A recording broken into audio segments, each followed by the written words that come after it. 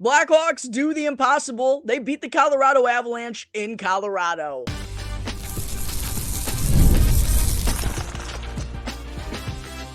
You're Locked On Blackhawks, your daily podcast on the Chicago Blackhawks, part of the Locked On Podcast Network, your team every day. What's going on, everyone? Welcome back to another episode of Locked On Blackhawks, part of the Locked On Podcast Network, your team every day. As always, I'm your host, Jack Bushman. Quick reminder to please go and hit the like button, comment down below, and most importantly, subscribe to Locked On Blackhawks on YouTube. Thank you very much. Also, got to let you know that today's episode is sponsored by FanDuel. Go and visit FanDuel.com to get $200 worth of bonus bets when you put $5 down with America's number one sportsbook. All right, good morning, everyone. Again, thank you all for joining me on another episode of Locked On Blackhawks, your one-stop shop for all things Chicago Blackhawks. And how about our Blackhawks? Big time 5-2 win on the road last night over the Colorado Avalanche to snap their 4-game losing streak. One this team desperately needed with the way that the last few games had went, and to go and do it against a red-hot Avalanche team that had won its previous 5 games. Sure, they were on the back end of a back-to-back, but still a team that had really been putting it together as of late for the Blackhawks to go and best them in a building where, as I mentioned a couple of times in my preview episode yesterday, a place where the Blackhawks really have struggled these last few years, particularly on opening night. Whenever I saw the schedule for this year drop and noticed it wasn't in Denver for the first game of the season, I was inherently ecstatic because that had not bode well for the Blackhawks the previous few years. But for the Hawks, go into this building, backs against the wall after losing 4 straight, and to have the road effort that they got and the team effort that they got, you can't not be pleased with what transpired last night in Denver. As far as what went right for the Blackhawks, what made the biggest difference, first and foremost, I think it was the third period that ultimately made the determining factor in this game. Yeah, the Blackhawks scored 3 goals in the opening 20 minutes to set the tone nicely, but in the middle frame, the ice started to tilt in Colorado's favor, which, is going to happen whenever you're playing against Nathan MacKinnon, Cale Makar, Mikko Rantanen, those guys. That's going to happen from time to time. But for the entirety of the second period, it felt like the Blackhawks were stuck in their defensive zone. Good on the defense and Peter Mrazek to keep the team ahead by 1 going into the final 20 minutes. But it did feel like if the Blackhawks kept up with that play that we saw in the second, they weren't going to be able to hang on to their lead in the third. So for them to get together in the locker room, a couple of different guys mentioned this after the game. The team talked in the locker room about how they knew they got to be better in the third period to get the job done. For them to rally around each other and to go and get the job done was really impressive. Hawks actually tied the Colorado Avalanche in shots on goal 9-9 in the final 20 minutes, which I think is certainly noteworthy. They also only gave up 2 high danger chances at even strength. So a lot of great work to really limit the amount of dangerous looks that the Avalanche got in that final period. Yes, with a man advantage out there, the extra attacker, and just from time to time with MacKinnon, Makar, and the studs on the ice, the Avs did get their chances off, but I thought the defense really rallied around Mrazek. A lot of great plays in front to knock loose pucks away from the crease and to keep the Avs at only 2 goals. And as I mentioned in my preview episode as well, keeping the Avs to 2 goals was a huge key because that's what the Blackhawks had done in their only 2 wins that they had against this team in the previous 11 contests. On the offensive side of things, I think the biggest difference was the shutdown trio of Jason Dickinson, Ryan Donato, and Ilya Mikheyev doing what they've been doing defensively all year, but also contributing on the offensive side behind it. And it's almost like they heard me kind of call them out for the lacking offense in yesterday's episode when I mentioned it, because they had their best performance of the season offensively by far. Ryan Donato was the catalyst leading the way. Another 2 goals for Hockey Nato last night, along with an assist, 3 points, 4 shots on goal. multiple hits, was +3. He was my number one star of the game. And how about this, Blackhawks fans? 5 goals for Ryan Donato in 8 games. Remember, he's been healthy scratched twice, which I don't think is going to be happening very much moving forward. Donato now has a team-leading 5 goals, just as everyone expected, right? Along with an assist for 6 points in his first 8 games of the season. Love to see Ryan Donato making an impact like this for the Hawks early on in the season. Keep him in the lineup, Luke Richardson. Guy is making an impact. Couple of big-time heads-up plays last night, and love to see him jump on a rebound from Jason Dickinson. Dickinson with a real solid game as well. 2 primary assists. He made a phenomenal play to get the puck on net on Donato's first goal. Also with some great board work to win a puck battle and get it over to Donato for his second goal of the game, the empty netter to seal it for the Blackhawks. Ilya Mikheyev gets the second empty netter, his first goal and point as a member of the Blackhawks. And I also got to give this trio credit for going up against Nathan McKinnon, Mikko Rantanen, Casey Middlestad, and the Colorado Avalanche top line for a lot of this game and still put up very effective 5-on-5 numbers. That trio, I mean, it has been Donato and Anderson and Foligno from time to time, so it's been a little bit of a rotating bunch, but Dickinson and Mikheyev have both been tremendously effective with one another on the shutdown line for the Hawks. Ryan Donato has been great all over the ice. Love to see Ryan Donato cash in and have a big-time performance like he did. Honestly, could have called this one the Ryan Donato game. And then I got to give a big shout-out to Peter Mrazek because I had him as my number 2 star of the game. I don't think the Blackhawks get the job done here last night without him. Stopped 24 of the 26 shots that he faced. Real aggressive night, it felt like, for Peter Mrazek. Like, he was coming out on top of the crease as far as I've ever seen him in his Blackhawks tenure. But hey, seemed to be working wonders. Stopped the final 19 shots that he faced in the second and third period to keep the Blackhawks ahead from start to finish. 3rd win of the season for Peter Mrazek. Going to be interesting to see if the Blackhawks keep riding the hot hand and he gets the go on Halloween night in the next game against the San Jose Sharks. And then, as I've mentioned a couple of different times, just an altogether strong road effort from the Blackhawks made a difference. Yeah, they were a little bit shaky in the second period, but it was still, for what they've done in the past in that building, I think you have to be happy with the performance they had, particularly at 5-on-5. The Avs were really their most dangerous as expected when they had a man advantage. Blackhawks led 41-40 in shot attempts at even strength, 21-14 in shots on goal, 21-19 in scoring chances, 14-6 in high danger chances, 2-1 in goals for, and led 2.13 to 1.18 in expected goals for at 5-on-5. Hawks desperately needed to get back in the W column last night. They go and get what I hope can be a momentum building victory over the Colorado Avalanche. I hope that transpires over into the next game they have against the San Jose Sharks. Couple of winnable games coming up for the Hawks. San Jose on Halloween night. Sure, it's on the road, but that's a team that's lost 9 of its opening 10 games this season. And then they also wrap up their 5-game road trip with a matchup against the Anaheim Ducks. So hopefully this gets the Blackhawks going a little bit here and is a team-building experience with one another on the road. There are my quick takeaways from the 5-2 win last night in Denver. Coming up in just a moment, I'll take a look back at my 3 keys to victory, and we'll discuss TJ Brodie's struggles on the back end. But first, I got to talk to you all about the fine folks over at FanDuel. Get ready to tackle the NFL action with FanDuel, America's #1 sportsbook.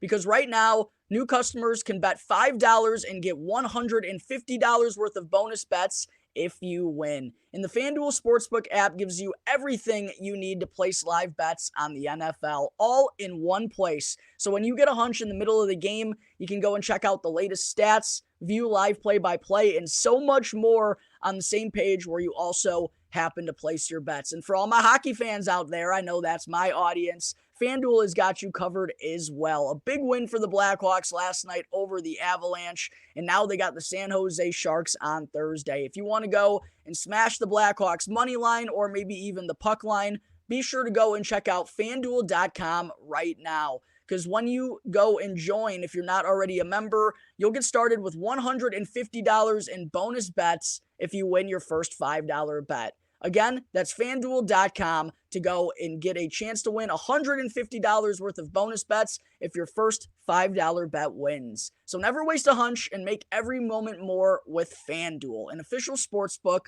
of the NFL. I also got to talk to you all about Game Time. Hockey season is officially underway, and it's been so great to get back to the United Center here in Chelsea Dagger, grabbing a cold beverage and enjoying the atmosphere down at the Madhouse. And I know many of you listeners or viewers of this episode right now probably feel the exact same way that I did before getting back down to the UC, and that's why I'm here to talk to you all about Game Time. And Game Time has a new feature called Game Time Picks that makes getting tickets to your favorite live events, not just hockey games, even easier. And I personally have used Game Time for probably close to 10 years now at this point, whether I'm going to see the Blackhawks, the Cubs, or any team in any city.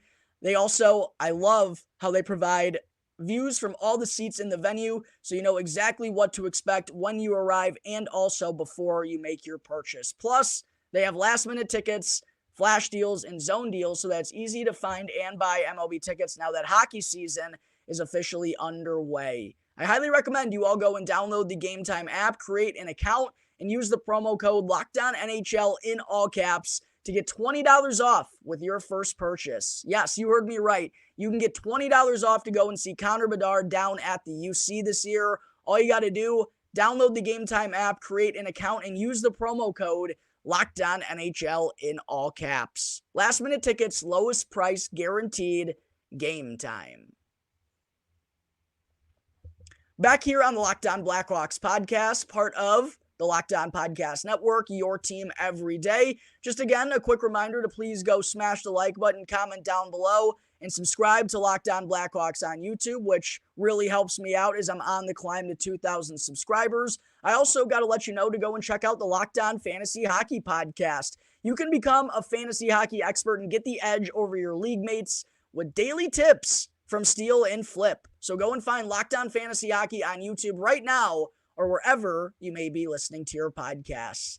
Segment 2, as always, following a Blackhawks game, taking a look back at the 3 keys to victory that I laid out during my preview episode that I dropped yesterday. And a reminder, if you don't check out my preview episodes, I drop a preview episode before every Blackhawks game. I'll be doing that throughout the regular season. So again, just another reason to go and hit that subscribe button so you can be in the know about everything that you need to know before puck drop for every Blackhawks game. My first key to victory that I laid out for the Blackhawks last night was to get on the attack early with the Avs being on the back end of a back-to-back. I thought the Hawks could potentially take advantage of some tired legs, and what I said was cash in on that early because it's going to pay dividends late, and it sure did for the Hawks. Right off the gate, love to see Philip Kurashev find the back of the net to break a little bit of a slump of his. Lucas Reichel catches a lucky break as well. Ryan Donato, all 3 of those Blackhawks goals until the empty netters came in the opening 17 minutes of this game. So I love to see how they set the tone right off the bat. They came out hungry. They picked up where they left off in Dallas when they made things interesting with a couple of goals late. Love to see them start the way they did, especially on the road in Ball Arena, a place where they've really struggled these last few years. Love to see Reichel catch a break, on a shot from Craig Smith, deflects off his arm and into the back of the net for his first goal of the year. Reichel's had many good looks to cash in for that first tally of the season. We know he's got a couple of primary assists, now 1 goal and 3 assists for 4 points for Lucas Reichel in his opening 6 games. I thought he was buzzing all around the ice in the opening 20 minutes just because of the way the second period went, and with the Blackhawks taking a couple of tough penalties there, it kind of slashed his ice time and killed his momentum a little bit, but still finding a way on the stat sheet, even if it was a lucky break. Love to see those happen to a young kid like Lucas Reichel, who's been really making an impact and been playing much better hockey over his last couple of games. Despite being put back down on the 4th line, he was effective once again with Pat Maroon and Craig Smith. Also, my second key to victory for the Blackhawks was that they can't afford lapses on D. And they certainly did have one early as kind of a breakdown in transition. Not the best defensive sequence from Taylor Hall. Allowed Casey Middlestad to get wide open in the slot. That was the Avs' response to tie the game right back up 1-1. And it's hard to call Seth Jones the Nathan MacKinnon goal a bit of a blunder, even though it was. Jones got absolutely walked by MacKinnon at the blue line on a 5-on-3 rush, which is just kind of objectively hilarious. Nathan MacKinnon was like, I don't need this 5-on-3 setup in the offensive zone. I don't need the one-timer at the left dot. I'm just going to go coast to coast and do this thing myself. Seth Jones got absolutely torched, but to be fair, that's a one of one or maybe one of two player in the NHL. So I'm not going to absolutely dog Seth Jones for that one. But other than the 2 goals that the Blackhawks allowed, I really didn't think they didn't give up an incredible amount of high danger chances or anything. I thought they did a really good job in odd man rushes. The Avs didn't have many of those. The Blackhawks didn't give the Avalanche anything easy. And again, they limited them to 2 goals, which I think is such a big key with the Blackhawks offense struggling the way it has. Yeah, they got 3 goals in the first period, but still, for them to shut down Colorado, limit the amount of high danger chances they gave up, and to keep them at 2 goals, that was absolutely massive. Got to give a shout out to Alex Vlasic. I thought he was the best defender for the Blackhawks last night, probably on both sides of the ice. He had an incredible zone entry showing off the speed and the puck game that he's been working on these last couple of years, and the vision. Finds Philip Kurashev at the left dot. Kurashev goes bar down for his 2nd goal of the season, as I mentioned, to break a little bit of a skid of his. Maybe even the first goal we've gotten from the Blackhawks' second power play unit as well. Love to see Vlasic make an impact like that. But also, defensively, he was phenomenal.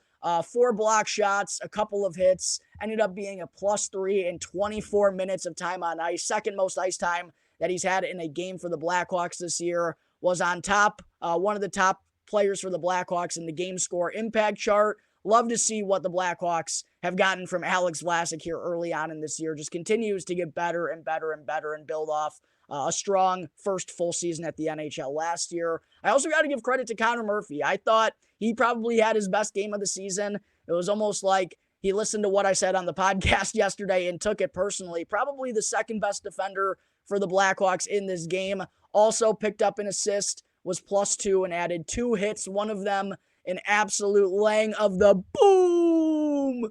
Had to on today's episode. On Logan O'Connor, I posted that on social media.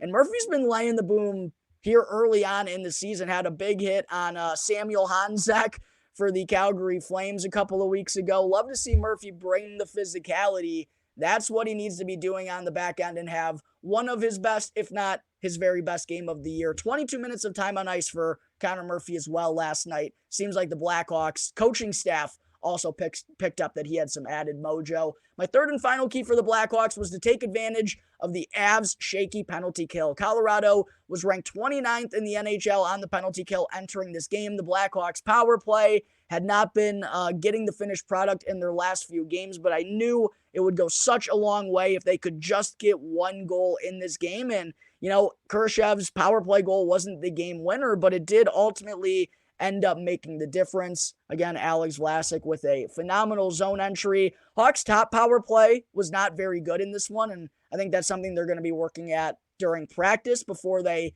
hit the ice next against the San Jose Sharks on Thursday. But love to see the 2nd power play unit kind of bring their A game really for the first time this year and bail the top unit out.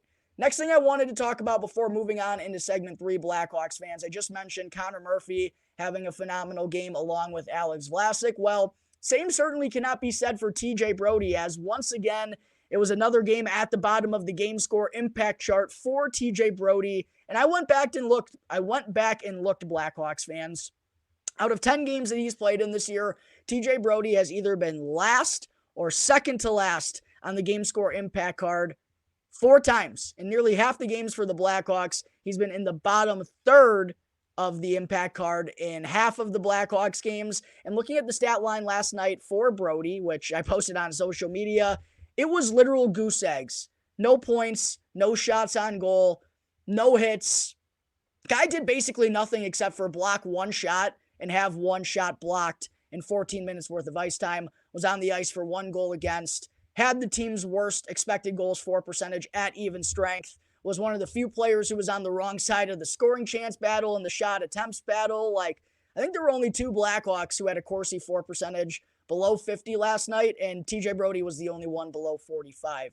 and he just continues to struggle and struggle and struggle. And it feels like the Blackhawks have a real conundrum on their hands, and they already got to kind of babysit TJ Brodie on the back end. Only 10 games, so I'm not going to, completely cast him to the side, but he's got to turn it around right here, right now. And it's all the more concerning, especially when he's on a 2-year deal. But it feels like Nolan Allen is already just as capable as TJ Brodie, which is crazy to say. A 21-year-old rookie handles himself just as well as a 17-year-old NHL vet. Man, it's gone south for TJ Brodie early on. Really, really need Alec Martinez back. I'm keeping my fingers crossed that he'll be able to return in San Jose on Halloween night. And if that is the case, I wouldn't be surprised to see TJ Brodie be a healthy scratch. Wyatt Kaiser has had his ups and downs. Nolan Allen has had his ups and downs too. But I think a message needs to be sent to TJ Brodie, especially when, this is a coaching staff that was scratching Ryan Donato, scratching Lucas Reichel, scratching Philip Kurashev. Like, if you want to be sending messages, you got to send one to TJ Brodie that he needs to be better, because it feels like he's losing every board battle, every one-on-one battle, every puck battle that he's in right now. He's turning the puck over. He's making wrong decisions. Like, it's all going bad for him right now. And that's been the case for, like I mentioned, in half of the Blackhawks games so far this year. And the Hawks just can't afford for a veteran like that to be making those types of mistakes on the back end. You're expecting those mistakes to come from Kaiser or Allen. You can tolerate those. You can't tolerate them when they're happening from TJ Brodie. So another disastrous game from Brodie. If Martinez isn't able to go in San Jose, the Hawks probably don't have a choice to play him once again. But you have to babysit TJ Brodie already. You got to play him with Alex Vlasic, or you got to play him with Seth Jones, it feels like. It's dangerous to play him with a rookie like Nolan Allen. Feels like Nolan Allen already has to carry him a little bit. So, frustrating what we've gotten out of TJ Brodie. I had to bring it up, though. Another game from him at the bottom of the game score impact card. Will that lead to a healthy scratching on Thursday in San Jose? We'll have to wait and see. But there are my full thoughts from the Blackhawks' impressive 5-2 road win over the Colorado Avalanche last night. Coming up in just a moment, before I wrap things up, I still have to get into a quick Blackhawks prospects update on the guys in Rockford in the CHL. But first, I got to talk to you all about Prize Picks. Prize Picks is America's #1 daily fantasy sports app with over 5 million active members. And Prize Picks is also the easiest and most exciting way for you to now play daily fantasy sports, because all you have to do is pick more or less on 2 to 6 player stat projections and watch the winnings roll in. Do you think Connor McDavid will get more than 0.5 goals in his next matchup? Or how about Austin Matthews to get more than 1.5 points? You can now go and cook up hot takes with your friends and win real money this hockey season when you and your crew run your game with Prize Picks. And one thing that I also love about Prize Picks is it's the only real daily fantasy platform with an injury insurance policy, so that your lineups stay in play even if one of your players goes down with an injury. So be sure to go and download the Prize Picks app today and use the code LOCKEDONNHL in all caps and get $50 instantly when you play $5. Again, that's code LOCKEDONNHL in all caps on Prize Picks to get a bonus $50 when you put $5 down. Prize Picks. Run your game. Segment 3, before I wrap things up, did want to be sure to get into a Blackhawks prospect update, as it was yet another big weekend from numerous Blackhawks prospects in the NCAA, in the CHL, and also down in Rockford. And as I'll be doing all year, bringing you the latest news and updates on the Blackhawks prospects as well. Got to start off with 2024 number 2 overall pick Artem Levshinov, who we know was activated off of the injured non-roster list last week and assigned to the Rockford Ice Hogs. Well, he did in fact make his pro debut on Saturday with the Ice Hogs in Manitoba, taking on the Moose. Actually wound up playing in both games of the back-to-back for the Ice Hogs over the weekend, but in his debut, we saw Levshinov pick up a primary assist for his first pro point, so congratulations to the young 19, I think he turned 19. Yeah, he turned 19 yesterday. Also, happy birthday to Artem Levshinov. but love to see him cash in and pick up a point in his pro debut. Actually was a bit surprised to see him skating on the IceHogs second pairing with Fitzgerald, I believe it was. Feel like at some point you want to give him an opportunity with Ethan Del Mastro or Kevin Korchinski, guys that he's going to be playing with for a long time. You want them to establish chemistry and establish a foundation with one another here in Rockford. Feel like that's bound to happen at some point in time, but I guess the IceHogs just kind of wanted to share the wealth on the back end and give the blue line some depth over the weekend in Manitoba. But love to see Levshunov kick off his pro career on the right foot. Also got to mention that Frank Nazar continues to be strong for the IceHogs. Through his opening 5 AHL games, he's tallied 2 goals and 2 assists for 4 points. And we got to continue to keep an eye on my boy Frank the Tank Nazar as the Blackhawks seemingly have a bit of a black hole at the second line center spot right now as a result of them probably thinking Nazar was going to make the team out of camp. Of course, that didn't wind up being the case, but don't think Frank Nazar is too far removed from a call-up. The Blackhawks don't want to rush anything, no, but at the same point in time, that's a glaring hole in their lineup right now, and if they think Frank Nazar is showing signs of being ready for him to come up to the next level, I don't think GM Kyle Davidson is going to be that reluctant. I predicted that we're going to see Frank Nazar or the Blackhawks make a trade for a second-line center before the end of November. Got to give a shout-out to Samuel Savoie and Cole Gutman as well. They both have 4 points, 2 goals, and 2 assists through their opening 5 games this year. Kevin Korchinski has a goal and 2 assists. The goal we saw in his first AHL game going coast to coast for a beautiful tally. 3 points now for Korchinski through his opening 5. Colton Dock picked up a goal over the weekend that now gives him 2 tucks and 1 apple for 3 points through 5 games as well. And then moving on to some noteworthy Blackhawks OHL prospects. Nick Lardis, of course, the head honcho for the Brantford Bulldogs. He has gotten off to a roaring start to his final year up in the OHL. How about 11 goals and 3 assists for 14 points in the opening 10 games of the year for Nick Lardis? Hopefully, we'll see Blackhawks 2024 first-round pick of Marek Vanacker join him on the top line for Brantford here sometime soon. I believe he was expected to be back around Thanksgiving. Figure those two will be together with one another on the top line and probably on the top power play unit as well for the Bulldogs. Can envision that leading to even more goals and points for Nick Lardis throughout the course of this year.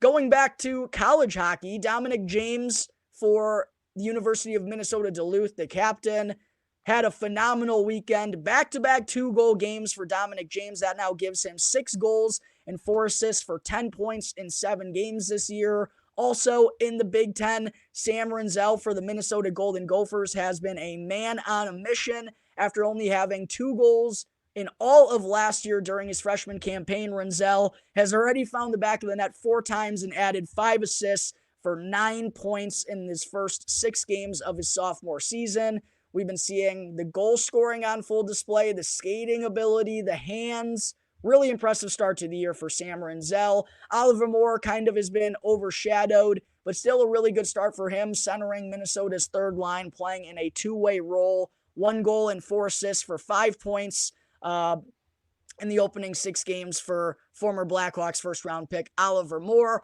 Ryan Green, who's the captain for Boston University this year, 5 points, 2 goals, and 3 assists in the opening 5 games for the Terriers. Aiden Thompson might be the biggest surprise producer here in the early going of the season to kick off his junior campaign with the defending champion Denver Pioneers. He's already got 11 points, 4 goals, and 7 assists in the opening 6 games. Been getting a look on the PO's top line here early on in the season and doing a good job of taking advantage of it. Freshman Sasha Boisvert, 18th overall pick in this past year's draft, got off to a roaring start to his collegiate career. He had a goal and 3 assists for 4 points in his opening 2 games, but has been held off of the score sheet in the last 3 for North Dakota, but has been getting a couple of great opportunities inside the top 6 and also on the top power play unit. AJ Spellacy going back to the OHL for Windsor, 9 points, 4 goals, and 5 assists in his opening 9 games. Been kind of jumbling around from the center position to the wing, the top line, the second line to the third line, but that's what AJ Spellacy is. He's kind of a Swiss Army knife.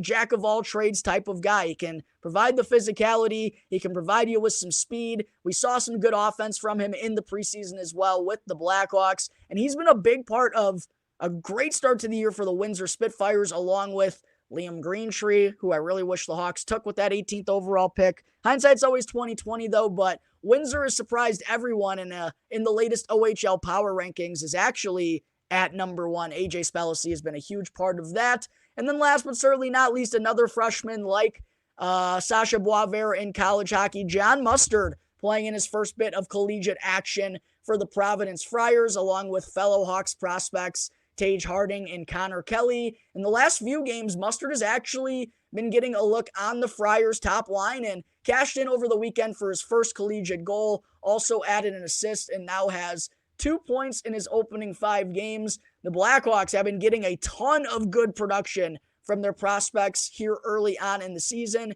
And as I mentioned, to kick off segment 3, I'll be covering and following the Blackhawks prospects and keeping you up to date with all of them throughout their respected seasons right here on Locked On Blackhawks. Yet another reason for you all to go and hit that subscribe button. But that's going to take care of today's episode of Locked On Blackhawks. As always, thank you all again for joining me on the show. Be sure to go and follow Locked On Blackhawks right now for free, wherever you may be listening to your podcast, and to go and subscribe to Locked On Blackhawks on YouTube. That way, you can get the latest episode as soon as it becomes available each and every day. As always, I'm your host, Jag Bushman. You can go and find me on X at Jag Bushman 2, but be sure to go and follow my strictly Blackhawks account at Talkin' Hockey. That way you can get all of the latest Blackhawks news and updates.